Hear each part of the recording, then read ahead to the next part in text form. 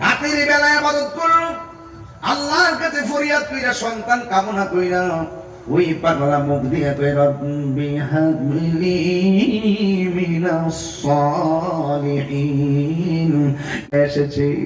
ও বন্ধু, এবার তারা গণনা শুরু করছে। 1 মাস গেল, 2 মাস গেল, 3 মাস গেল, 4 মাস গেল, 5 মাস গেল, 10 মাস 10 দিন পর যখন আল্লাহ রাব্বুল আলামিন তাদের ঘরে সন্তান দিল, আমার আল্লাহ ছেলে সন্তান দেই নাই, যুগের পরে আমার আল্লাহ তাকে একটা মেয়ে সন্তান দান করছে।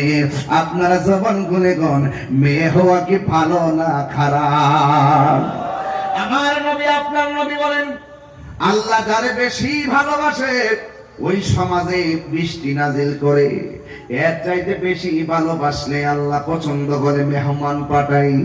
আমার আল্লাহর হাবিব বলেন, আল্লাহ যদি এর চাইতে বেশি খুশি হয় বান্দার ঘরে কন্যা সন্তান দান করে।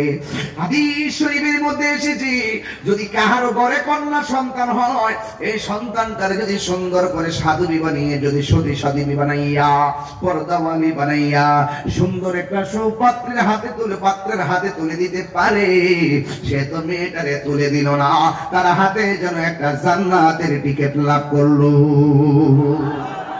এই জন্য মেয়ে